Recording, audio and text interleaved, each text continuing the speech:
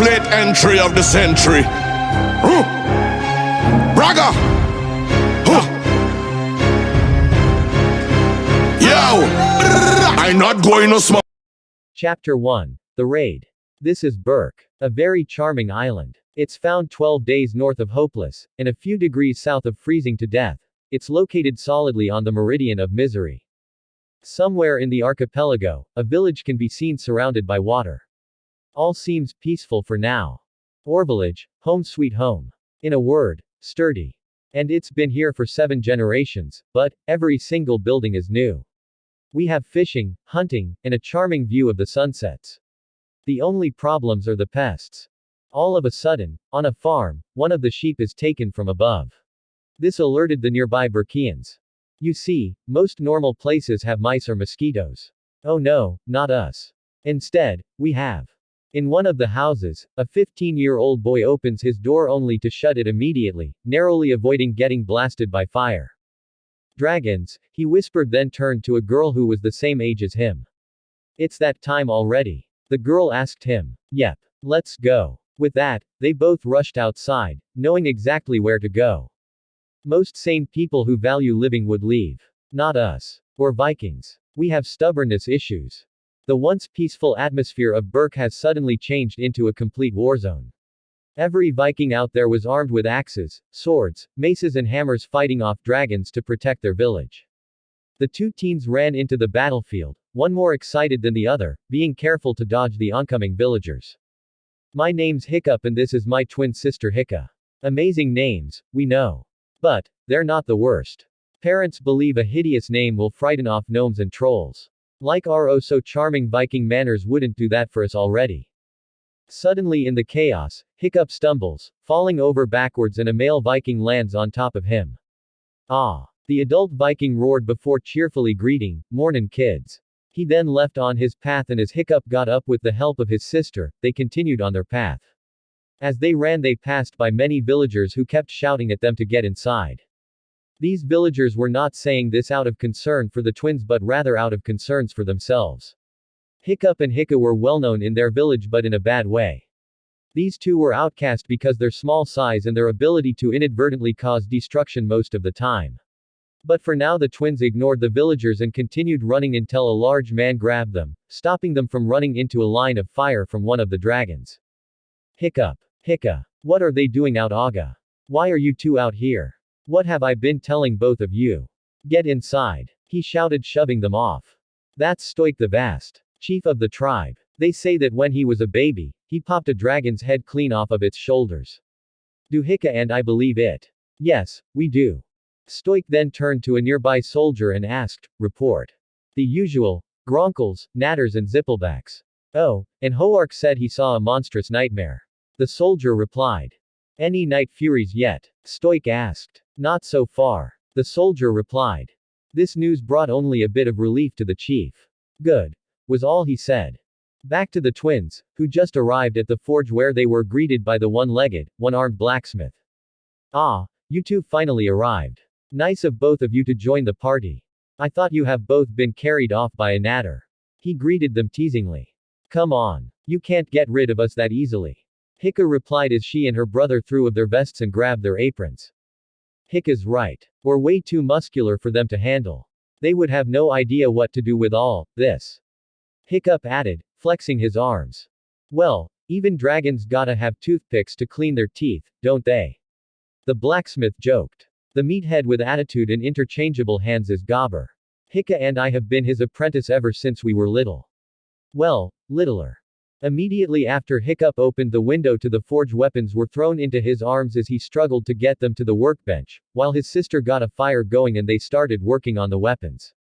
Meanwhile outside the battlefield, the dragons were persistent in catching their prey and the Vikings fearlessly fought back while some carried the sheeps out of the dragons' reaches. Hurry up and move to the more defenses. There, we will counterattack them with the catapults. Stoik commanded just as more dragons flew by, burning the every house in sight. See. Old village, lots and lots of new houses. Through the window of the forge Hiccup and Hiccup could see the village's fire brigade appearing on the scene. The fire brigade consisted of 6 teens, all the same age as the twins. Oh, and that's Fishlegs, Snotlout, Rada, the Thorsten twins, Roughnut and Toughnut, and Astrid. Both Hiccup and Hiccup looked at Astrid Hofferson with different emotions. Hiccup looked upset at seeing her. Astrid is one of Berk's best young warriors and she used to be friends with Hiccup and Hiccup. She and Hiccup were even like sisters. However, that changed when they were 10 years old and Astrid gave Hiccup and her brother the cold shoulder and completely ditched them to hang out with the other teens. Hiccup, on the other hand, looked at Astrid with a reluctant admiration. He had crush on Astrid for a long time. Hiccup, who was the only one who knew about this, never missed the opportunity to tease him and was excited at the thought of having Astrid as a sister-in-law. However, when Astrid abandoned them, both Hiccup and Hiccup were hurt by this. Although Hiccup claims to have gotten over his crush on Astrid, he cannot help feeling nervous around her or stare at her from afar and he hated himself for this. And right now he cannot help but feel envious of the 6 teens that were out there. Oh, their job is way much cooler than ours. As he tried to get out and join them, Gobber suddenly came up behind him using his hook to grab the boy by his tunic and lifted him away from the door. Oh, seriously. Let me out for a few minutes, please. I got to out there to make my mark or it will be too late.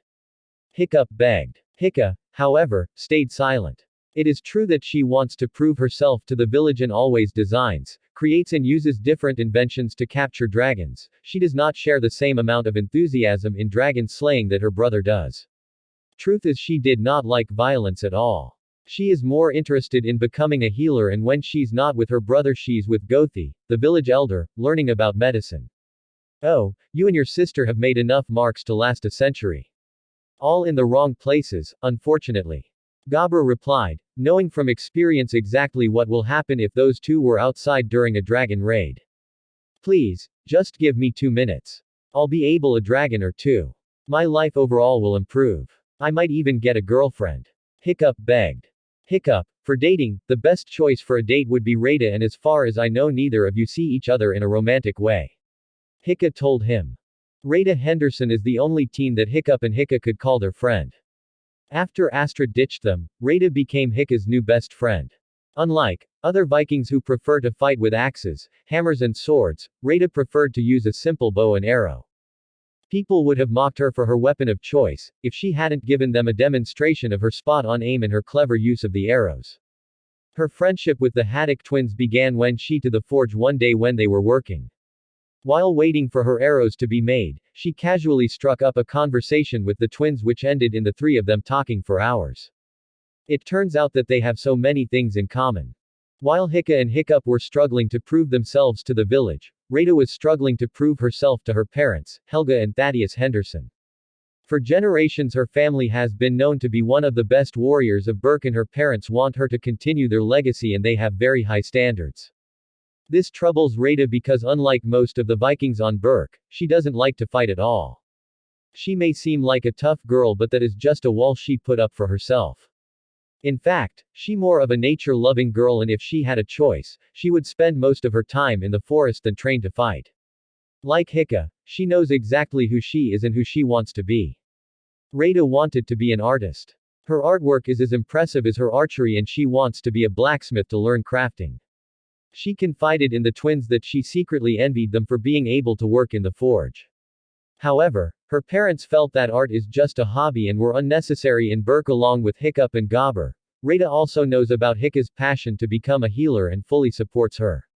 With Hiccup and Hiccup, she always felt at ease discussing her problems to them because they always understand what she's going through. With them, she could just be herself and not a strong and fearless warrior. Since then, she has been a close friend of theirs ready to back them up when they need it.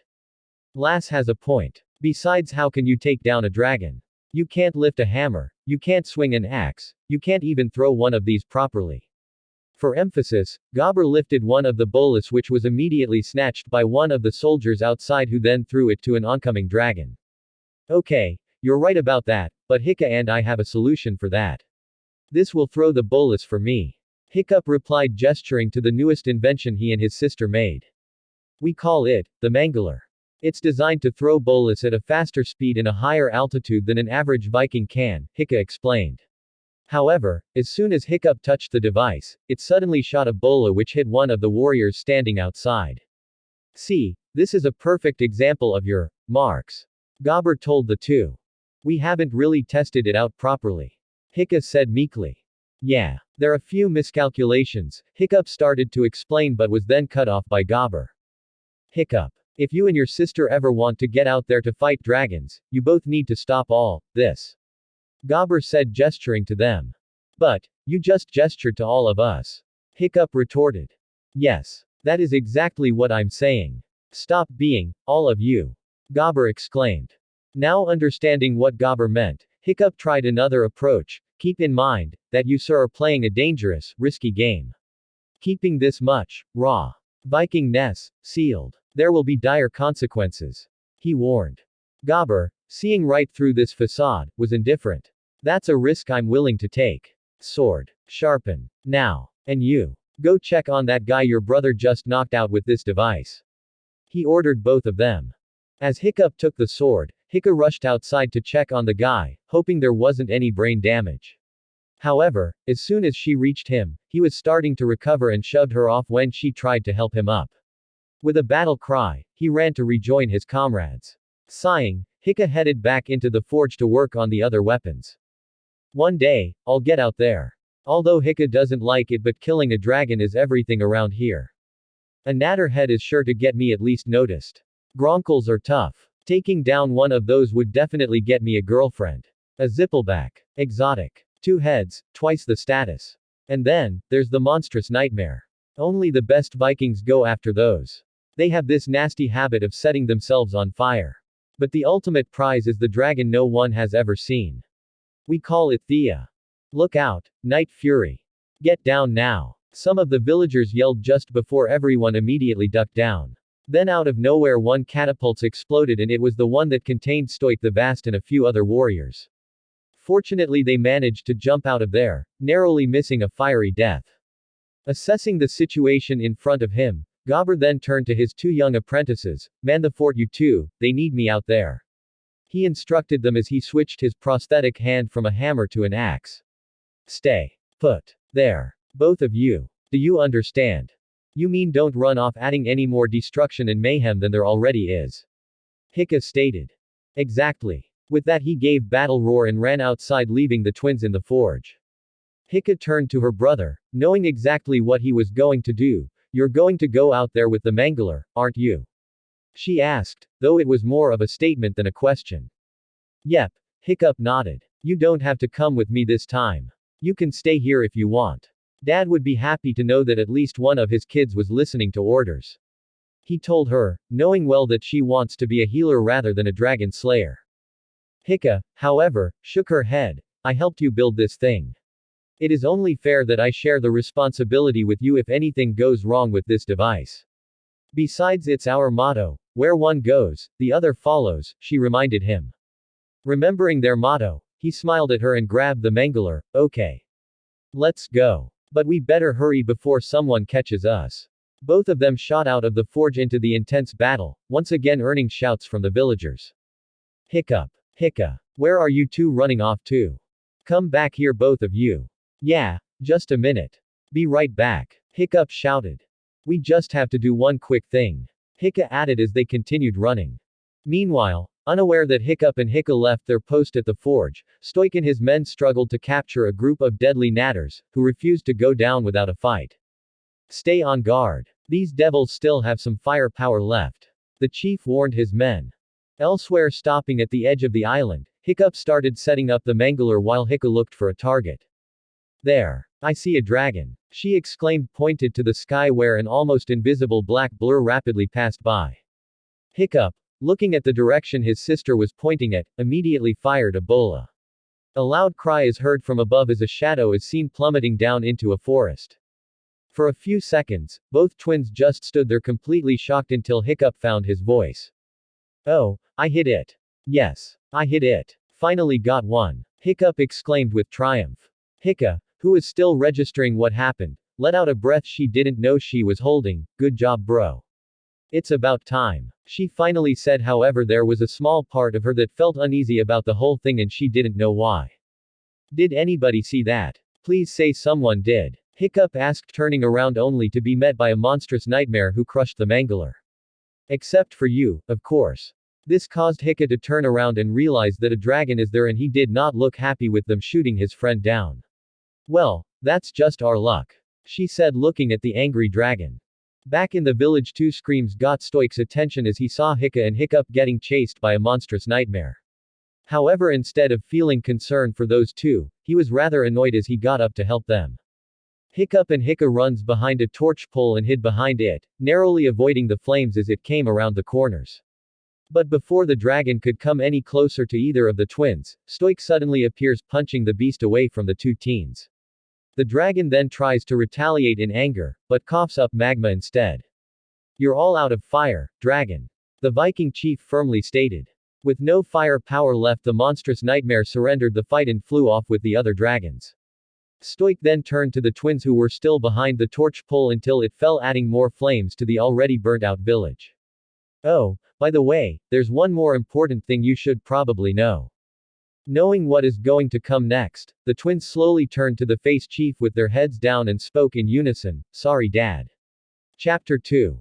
That's right. The two scrawny, awkward teens are the son and daughter of the tribe leader, Stoic the Vast, and as Hiccup is the older twin by a minute, he is next in line to become the chief. This has caused doubt and worry in many villagers for obvious reasons. "Okay. We know we messed up really badly, again, but this time we actually did capture a Night Fury," Hiccup told his dad. Angrily, the chief lifted one twin on each hand by their tunics and took them towards their house. "We're not making it up this time. We used the Mangler to launch a bola at the Night Fury and we got him," Hiccup tried to tell him as she and her brother were being carried off. "We're not lying like the last few times, Dad. I mean, we actually, really did capture one. You guys were busy and distracted, none of you were looking. We had a very clear shot. It went down, just off Raven Point.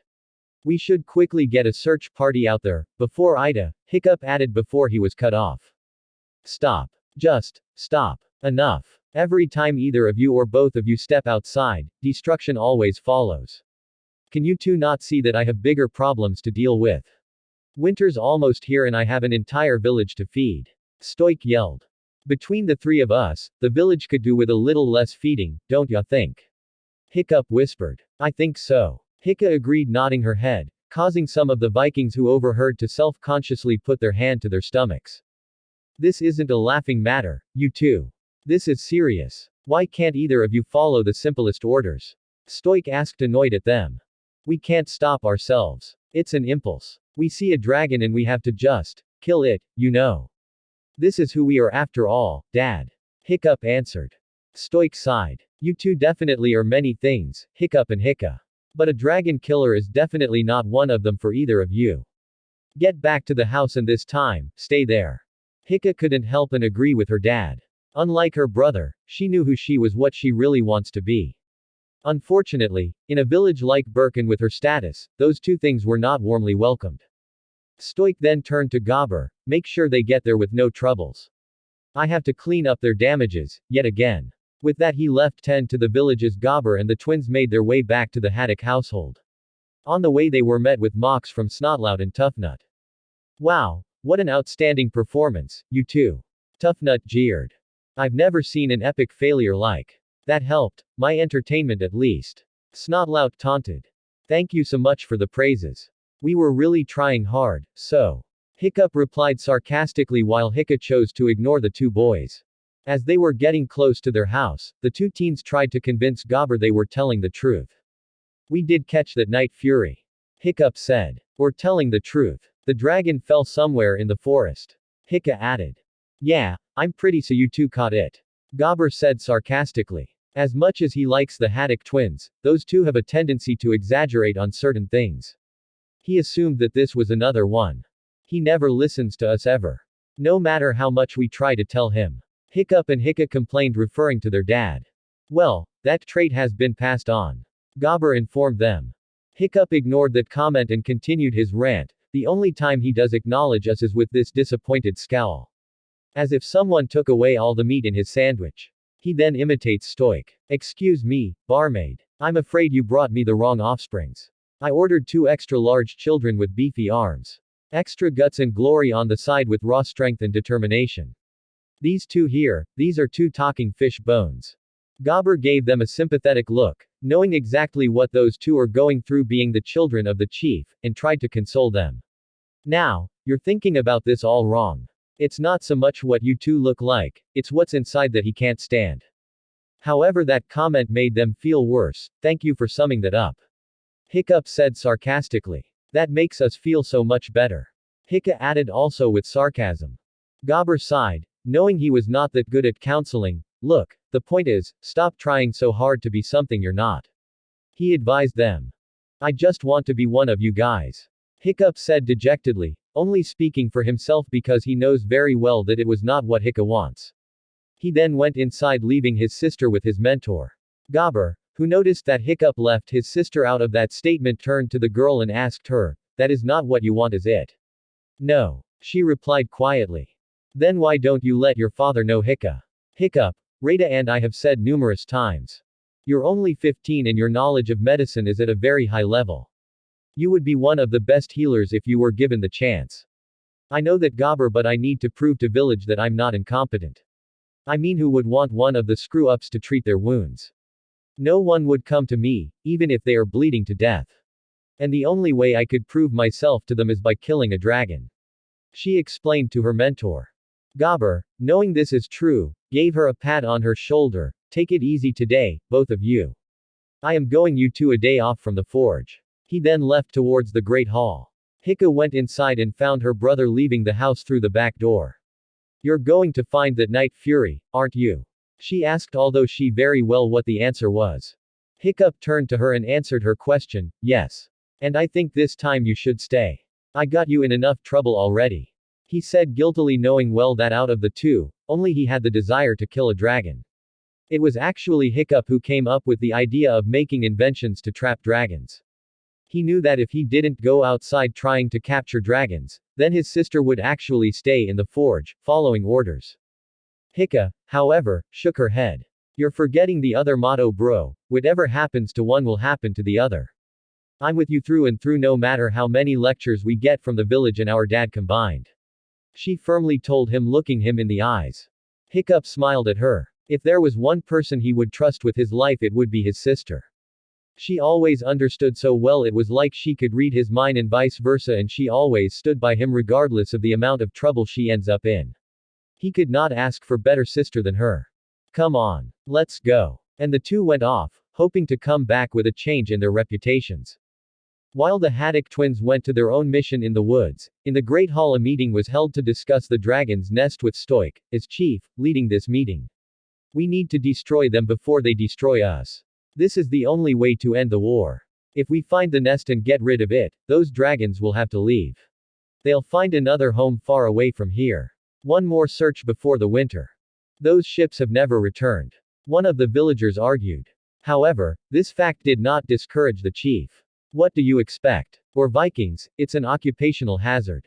Now who is joining? Seeing as no one is willing to volunteer, Stoic tried a different approach. Alright. Those who stay will look after Hiccup and keep them out of trouble. Immediately every hand shot in the air. No one wanted to have the task of looking after those troublesome twins. That's more like it, Stoic said, although a part of him did feel guilty about using his children like that, but he dismissed this.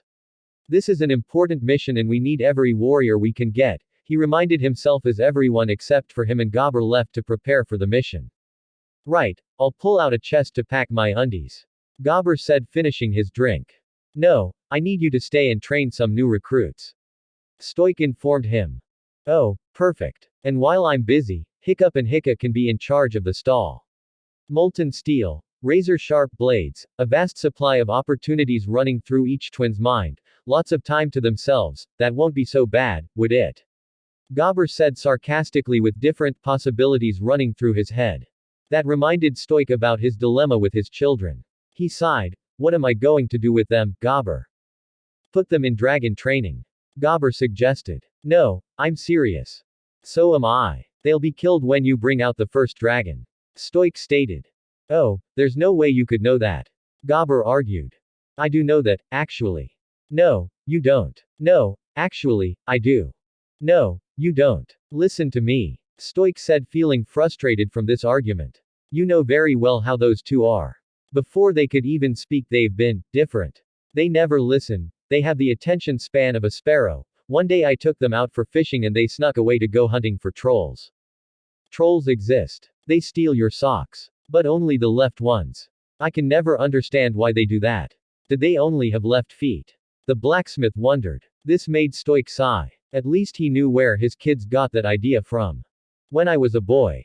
He started to say. Oh boy, this story again. Gobber sighed, knowing what was coming. My father told me to hit my head against a rock, and I did it. I thought it was absolutely insane, but I never questioned him.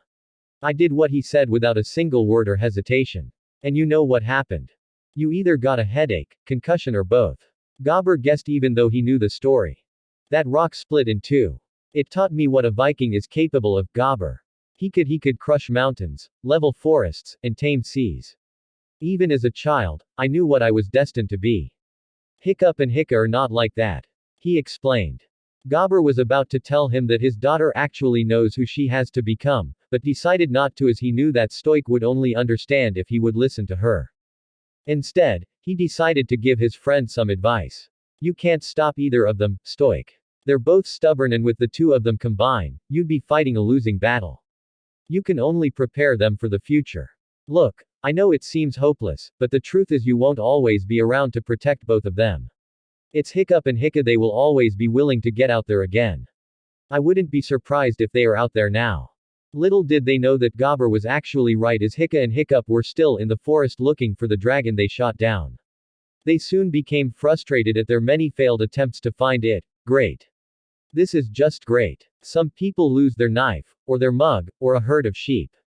No. Not us. We, being the two unique individuals we are, managed to lose an entire dragon. Hiccup ranted to his sister.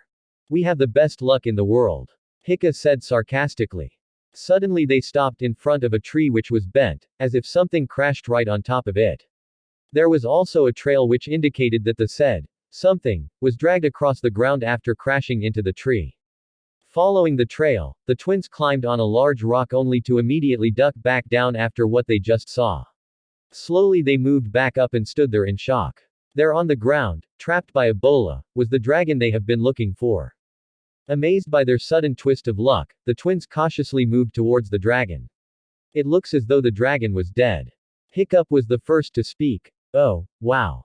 We did it. Oh, we did it. Do you see this, sis? This changes our lives. Confidently, Hiccup put on of his foot on the dragon. Yes. We have defeated this mighty beast.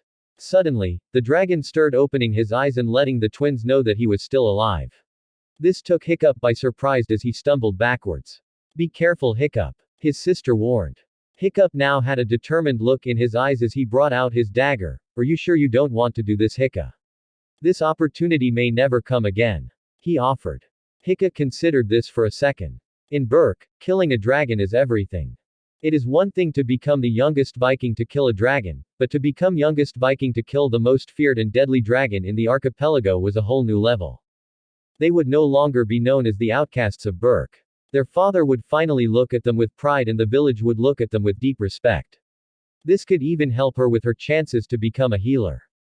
But one look at that dragon, Hiccup knew she would not be able to kill him, even though dragons were their enemies. This was not who she was and she knew it. No. You came up with the design for the Mangler, you launched that bola and you want this more than I do. You kill him, she said.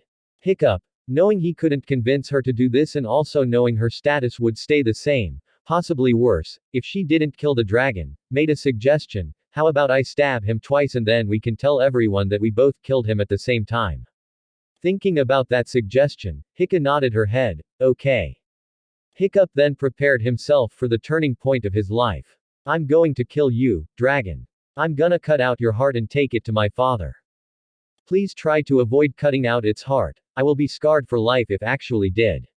Hiccup piped in. It didn't seem like Hiccup was listening to his sister as he clutched his dagger for dear life. I'm a Viking. I am a Viking. He raised his dagger high into the air. However, at the last moment he looked into the dragon's eyes right before they were closed. Hiccup suddenly realized that, like his sister, he was unable to kill this dragon. We did this. He muttered, making a new decision. He then turned to his sister. Go hide behind that boulder. He instructed her. She was confused about this and the fact that Hiccup seemed hesitant to kill the dragon. Why? She asked. Because I'm about to do something very stupid and I would feel better if you were behind that boulder. Now go. He ordered. Hiccup was about to argue with him, but one look in his eyes was enough to tell her not to. So instead, she quietly went behind the rock. Taking a deep breath, Hiccup started to cut the rope, much to his sister's shock. Hiccup. What do you think you're doing? She asked, now fearing for his life and his sanity. Hiccup ignored her and continued cutting the ropes. As soon as he cut the last rope, the Night Fury sprang at him, pinning him to the ground. The situation was suddenly reversed and Hiccup was now at the mercy of the dragon. Hiccup! Hiccup yelled as she ran to help him. However, she was stopped when a plasma blast was fired near her feet. Turning to the source, Hiccup found another Night Fury with its pupils in slits, daring the human to take another step. This left Hiccup at a standstill as she could do nothing now but watch as the other Night Fury kill her brother right in front of her. But that moment never came as the dragon just roared in Hiccup's face and then left, with the other Night Fury following. Hiccup, immediately recovering from her shock, went to help her brother up. Hiccup, are you okay? Physically, not mentally? She asked as she helped him up, adding the last sentence to avoid a sarcastic response. Why yeah, I'm alright. I think. He stuttered, still shaken up by what nearly happened. Come on. Let's head back. As the two walked back to the village, Hiccup decided to ask her brother the question that has been plaguing her mind. Why didn't you kill that dragon, Hiccup? Why did you cut him free?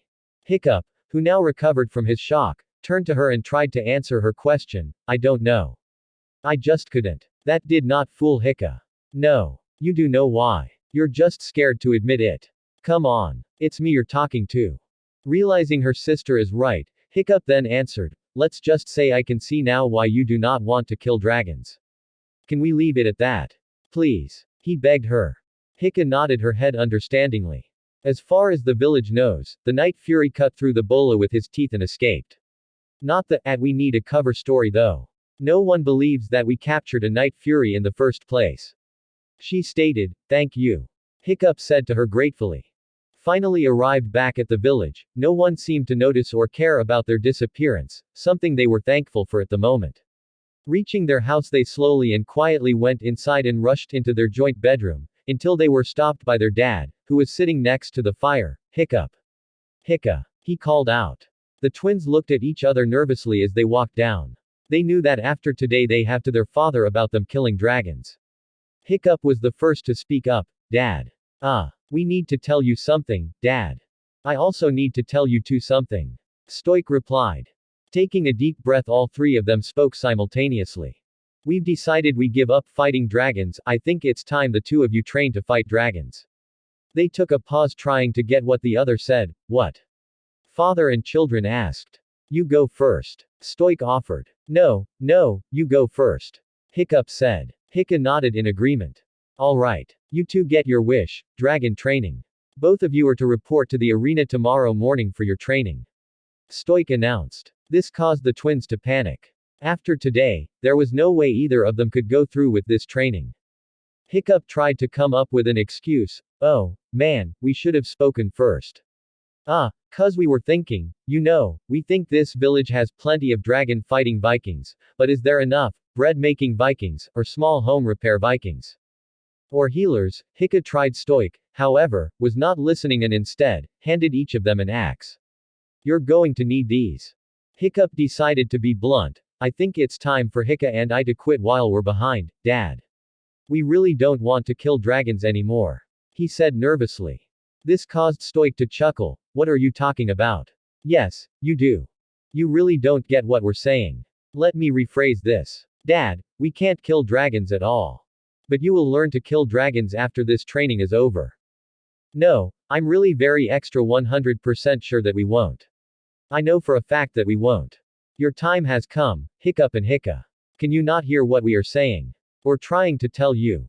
This is serious, you two. Hiccup, you're going to be the chief of this island in the future. When you carry this axe, you carry all of us with you. This means you walk like us, you talk like us, and you think like us. No more of this. He said with both his hands out in front. You just gestured to all of me. Hiccup said exasperatedly. Looks like this is going to be a new trend. Deal? Stoic asked. This conversation is feeling very one-sided. Hiccup tried to argue. Deal? Stoic pressed. Hiccup sighed and reluctantly agreed. Deal? He muttered. Good. Satisfied, Stoic then turned to his daughter. And Hiccup, you're going to be Hiccup's second in command and acting chiefess for when your brother travels overseas. You'll have as much responsibility as Hiccup, so the same applies to you as well. Hiccup decided to give one more try in talking to her dad. Dad, this is not something I genuinely want to. Do we have a deal or not? Her dad asked, interrupting her. Realizing that he is not going to listen to her again, Hiccup just gave up and nodded her head. Good. Focus in class and train hard, both of you. I'll be back in a month, probably. Stoic said as he left. And we'll be here at Burke. Maybe. Hiccup muttered. It was clear that the twins were not excited about tomorrow. Hopefully, depending on our ever-failing luck. Hiccup muttered. Chapter 3. The Training. The next morning, after breakfast, Hiccup and Hiccup had some time before training, so they hung around the forge, both deep in thought about today's training, until they heard a familiar voice. Hello. Hiccup. Hiccup. Are you guys in here? The voice called out. In here, Ray. Hiccup replied. Knowing what Rada is here for, Hiccup went inside a room in the forge that he and Hiccup shared to look for something. Hey guys. I was wondering if you had my arrows ready. The raven-haired girl inquired. As if on cue, Hiccup emerged from the room with a quiver over his left shoulder. Here you go. One quiver fully stocked with arrows, all sharp to the point. He replied, giving her the quiver. Rada smiled at him and then took out one of the arrows to inspect it. These are perfect, right? Today's the first day of dragon training and every arrow counts. She informed them. Don't worry, Ray. We scrutinized each and every arrow. They're all perfect. Hiccup assured her. Speaking of dragon training, guess what? Our dad signed us up for dragon training. Hiccup informed Rada with little enthusiasm. This new information suddenly caught Rada's attention away from her arrow. What? Really? You finally managed to convince your dad. Congratulations. She said happily, but then noticed neither of them, especially Hiccup, was excited by this. What's wrong, Hick 1? Isn't this what you've been asking for? You should be happy by this.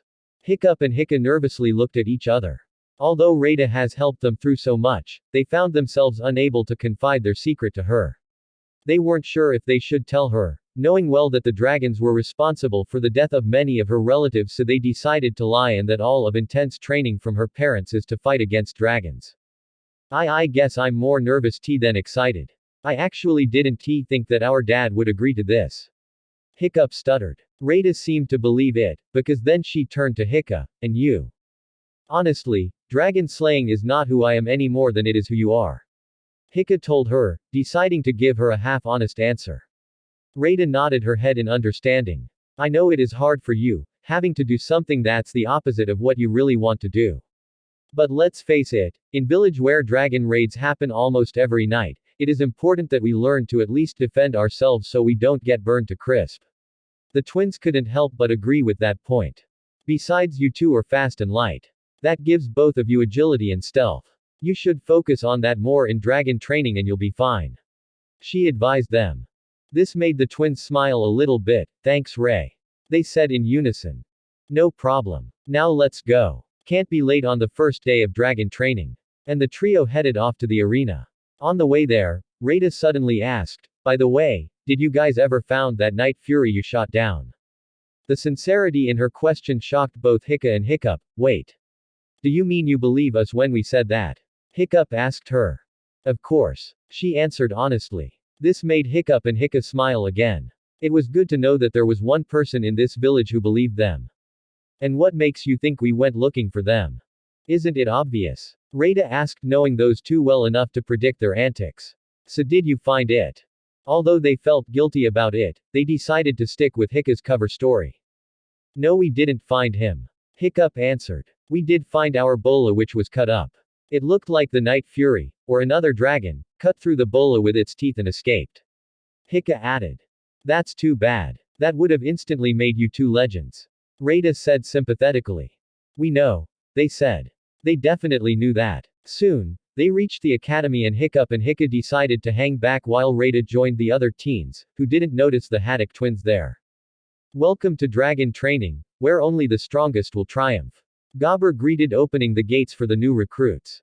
Astrid, who was leading the group, had a determined look in eyes. This is it, no turning back, she reminded herself. The teens walked in as they looked around the inside of the arena with awe and thrill. I hope I get covered with burns. Toughnut said excitedly. I hope I get mauled by a monstrous nightmare, like on my shoulder or lower back. His twin sister Roughnut joined in. I can do without that. Thank you very much. Rada grimaced. Come on, Ray. It's only fun if you get a scar out of it. Astrid said. No kidding, right. Pain. Love it, can't get enough of it. Yeah, you know what they say. No pain, no gain. Hiccup and Hiccup said sarcastically, making their presence known to the other teens except Rada. Oh, great. How did they get in? Toughnut asked, annoyed.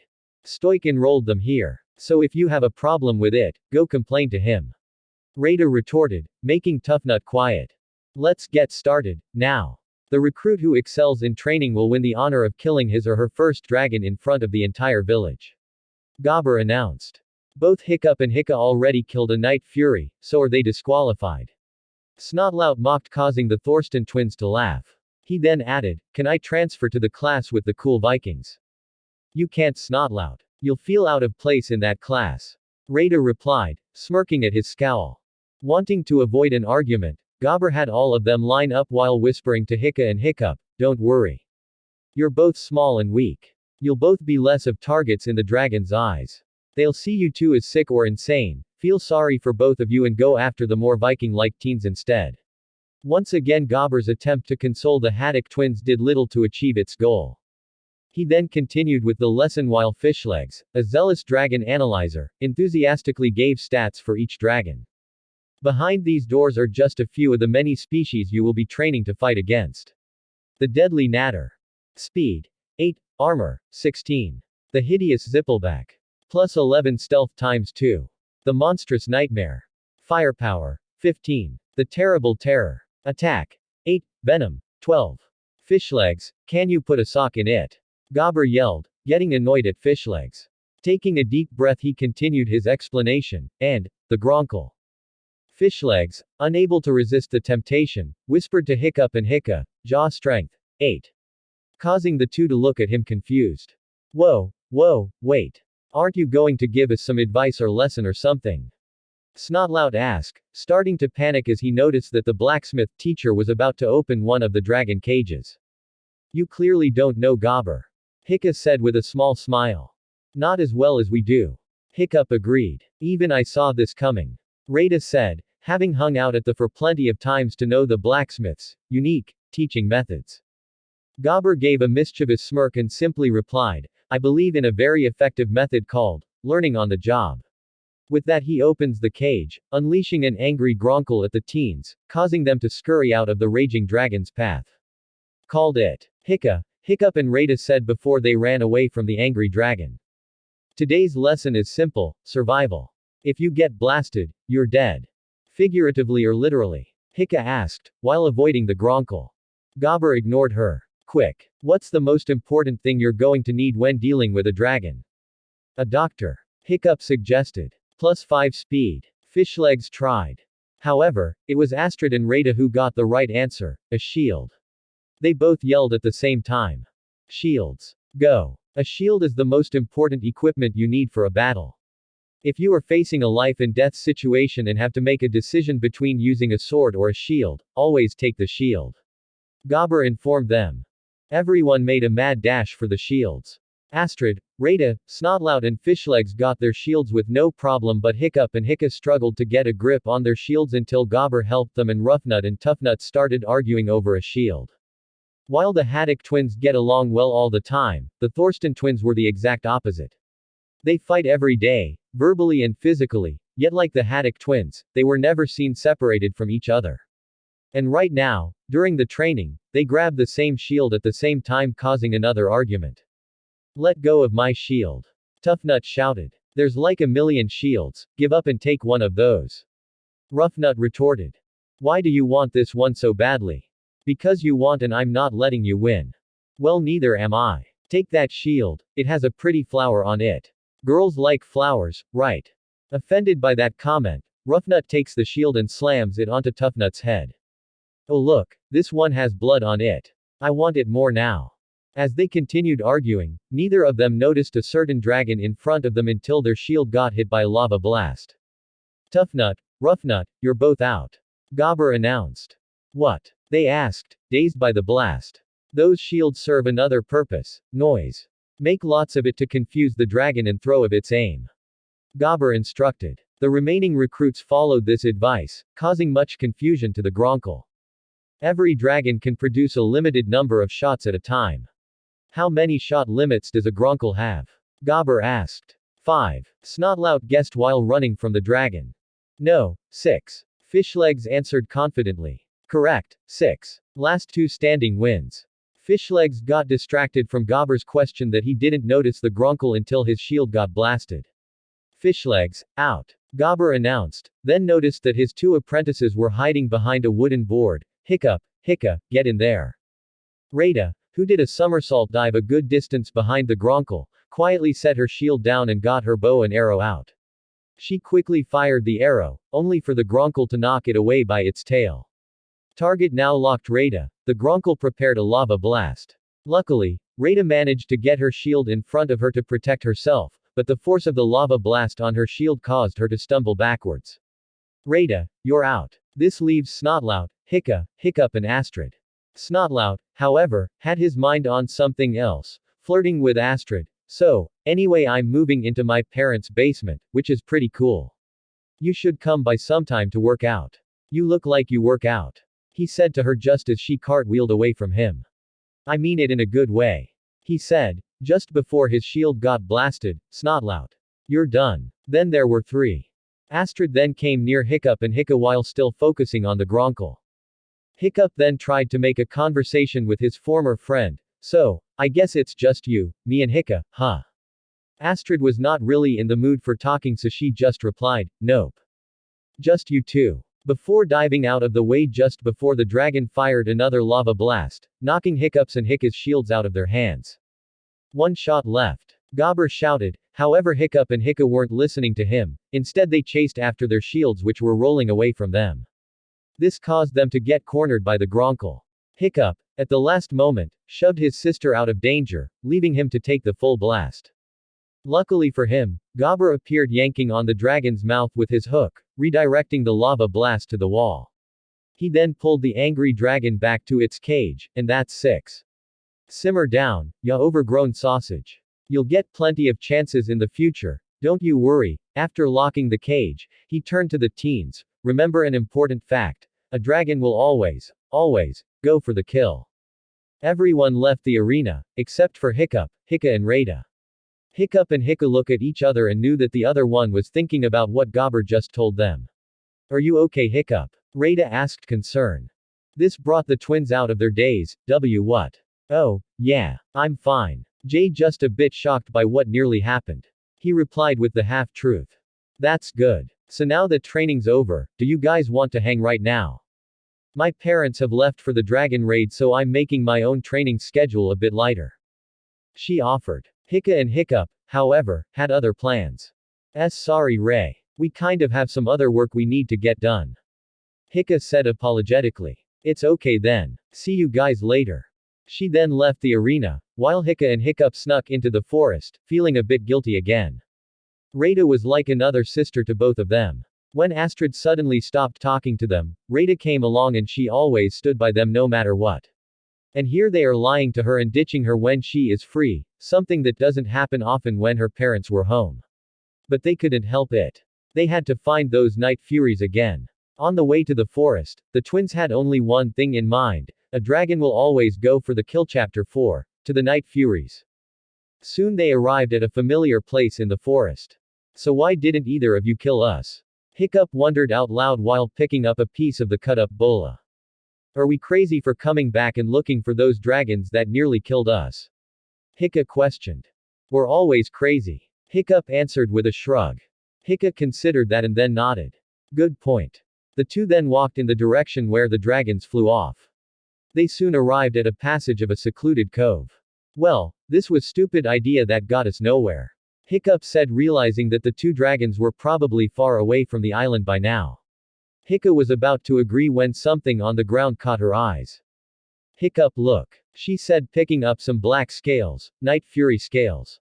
Black as the sky at midnight. She stated, admiring the scales. Yeah, hence, the whole camouflage at night part. Suddenly, they got the shock of their lives as a night fury came into view, making both twins fall backwards. However, it did not look like the dragon noticed both of them as it fell to the ground. Slowly and quietly Hiccup and Hiccup moved towards some nearby rocks and observed the two night furies, one male the other female, below them. The male night fury kept trying to fly out of the cove only to spiral downwards every time, and the female night fury just sat there watching with a hopeful look on her face. Hiccup then got her notebook and charcoal out of her satchel and started making a drawing of the female night fury. I sketch one, you sketch the other, she whispered. Hiccup nodded in agreement. When she finished, she then handed the book to Hiccup to draw the male night fury. As he finished his drawing, he noticed that the male night fury did not have a left tail fin, so he erased it in his sketch. I don't get it, why don't you two just fly away? He wondered. Then Hiccup noticed something. The female night fury has a left tail fin but the male night fury doesn't. She pointed out, and then a realization hit her as she suddenly felt guilty. We did that. His tail fin must have torn when he landed after we shot him down. That's why he can't fly away. This made Hiccup feel guilty as well. Yeah, and the female night fury is still here because she doesn't want to leave him behind. He added just before he accidentally dropped his charcoal pencil, which fell right in the cove, alerting the two night furies of the two humans' presence. Hiccup silently scolded Hiccup, hitting him on the shoulder before she and her brother turned to look at the night furies who were now staring back. For a moment no one said or did anything as both sides stared at each other with more curiosity rather than hostility. Then Hiccup broke the standstill. Come on. We've pushed our luck enough for one day. Let's go, he said as he got up and then pulled his sister up. One glance back to the dragons, who were still staring at them with curiosity, the twins made their way back to village just as it started to rain. Completely drenched, they then made their way to the Great Hall for dinner where they joined Gobber and the other teens, who were discussing the training. Alright, what mistake did Astrid make in the ring today? Gobber asked. Astrid answered that question herself. I mistimed my somersault dive. It was sloppy and it messed up my reverse tumble. Yeah, we noticed. Roughnut said sarcastically. It was a horrendous mistake to make. Rada said with equal sarcasm, while waving to Hiccup and Hiccup. No, you were perfect. That dive was so. Astrid. Snotlout said, obviously trying and failing to flirt with Astrid. She's right, you have to be tough on yourselves and only then you'll get better. Where did Hiccup and Hiccup go wrong in the ring today? Gobber then asked, noticing the Haddock twins arriving. This question set off the usual taunts as Hiccup and Hiccup had to sit at a nearby table when the others didn't give them room to sit next to him. Ah, they showed up. Roughnut sneered. They didn't get eaten or burned. Toughnut suggested. They're always at the wrong place, at the wrong time. Astrid said, annoyed. Before Gobber could say anything, Hiccup, hurt and frustrated at Astrid's comment, spoke up. Gobber. Back to where Astrid went wrong, I'd like to add another thing. Astrid left us to fend for ourselves against the Gronkle instead of giving us a warning. Hiccup nearly got killed back there if you didn't intervene. It should be noted that Astrid has a tendency to abandon people whenever she wants to and it makes her completely unreliable. This caused Astrid to glare daggers at her, which she returned, while Hiccup looked at his sister with awe and admiration, and Rada, who got up from her seat to join the Haddock twins, gave her a thumbs up as she sat down. The others just stared at Hiccup with shock, not expecting that at all. Wanting to avoid another potential argument, Gobber then spoke up, bringing a book with him. Thank you Hiccup. Like I was saying, you need to live and breathe this stuff. The Dragon Manual. Everything we know about every dragon we know of. As he set a thick book on the table, he was then interrupted by the sound of thunder. Realizing that it was still raining, he then announced before leaving, definitely no attacks tonight. Tonight's assignment is to study up. This surprised and disappointed the Thorsten twins and Snotlout. Wait, you mean, read? Toughnut asked in disbelief. While we're still alive. Roughnut asked in equal disbelief. Ever seen a dead person read? Hiccup muttered. Why read words when you can just kill the stuff the words tell you stuff about? Snotlout asked, not too happy about the idea of studying. This is important. You need to know your enemy's weaknesses so that you can make a plan based on that. Otherwise you're fighting blindly. Rada argued. Oh. I've already read it like 7 times. It is so fascinating. There's this water dragon that sprays boiling water at your face.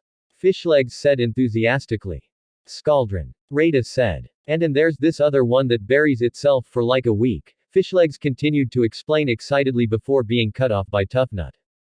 Yeah, that sounds really interesting. I was definitely planning on reading that. But, now. Roughnut added, bored by this. You guys read this boring book, I'm going to go kill stuff. Snotlout boasted before he left with Roughnut, Toughnut and Fishlegs in tow, leaving Astrid, Rada, Hiccup and Hiccup. So I guess all 4 of us will read it together. Hiccup started to offer before Astrid dismissed him. Read it, she simply said. Of course you did, miss, perfect star pupil. Rada taunted. Astrid turned around, looking like she wanted to attack the Henderson girl but she decided not to. Hiccup and Rada were the only ones who would dare to speak anything against her to her face. Hiccup, because she knows the real Astrid and is not afraid of her, and Rada because, although she's not a fan of fighting, can match up to the tough Hofferson whenever she wants in combat. So Astrid decided to just leave, slamming the door behind her. Rada then turned to Hiccup and Hiccup. Nice job, standing up to Astrid, Hiccup. Hiccup, you can definitely learn something from your sister. Hiccup just smiled, proud of his sister for standing up for herself while silently agreeing with what Rada said. Thanks, Ray. So I guess the 3 of us will share. Hiccup asked. Oh, I've already read it. Actually, I was thinking of doing some training right now. Training with this thunderstorm might help me be more alert for tomorrow. Rada said. Be careful out there. And if you're free tomorrow, then maybe the 3 of us can hang out at the forge or something. Hiccup said, wanting to make up for ditching his only friend. Hiccup nodded in agreement with the same thoughts. Yeah, that sounds good. Rada agreed and then left. Afterwards, when everyone else left, Hiccup and Hiccup brought lighted candles and then opened the Dragon Manual to start their study night. They decided to take turns reading each chapter. Hiccup then started reading Dragon Classifications. Strike Class, Fear Class, Mystery Class. Thunderdrum. This reclusive dragon inhabits sea caves and dark tide pools. When startled, the Thunderdrum produces a concussive sound that can kill a man at close range. Extremely dangerous, kill on sight. He then let Hiccup read. Timberjack. This gigantic creature has razor-sharp wings that can slice through full-grown trees. Extremely dangerous, kill on sight. Scaldron. Sprays scalding water at its victim. Extremely dangerous. The one Fishlegs and Rada mentioned. Hiccup commented before taking the book. Changewing. Even newly hatched dragons can spray acid. Kill on sight. Is there chapter here that doesn't have kill on sight written on it? Hiccup wondered while Hiccup continued to read. Gronkle, Zippleback, the Skrill, Bone Napper, Whispering Death. Burns its victims, buries its victims, chokes its victims. Turns its victims inside out. This made both of them shudder. They made a mental note never to cross path with that dragon. Hiccup then continued. Extremely dangerous, kill on sight, kill on sight, kill on sight. Then an almost blank chapter made him stop and stare along with his sister. Night Fury. Speed, unknown. Size, unknown. Hiccup then took over reading, the unholy offspring of lightning and death itself. Never engage this dragon. Your only chance, hide and pray it does not find you. This made the 2 stare at each other in shock, before Hiccup spoke up. Well, we sure defied that order. Hiccup then pulled out his journal, turned to the page which had the drawing of the female Night Fury, and set it on top of the Night Fury chapter which had no drawings of its own. We're going to be seeing a lot more of those Night Furies, aren't we? Hiccup asked, knowing the answer. Hiccup only nodded in reply.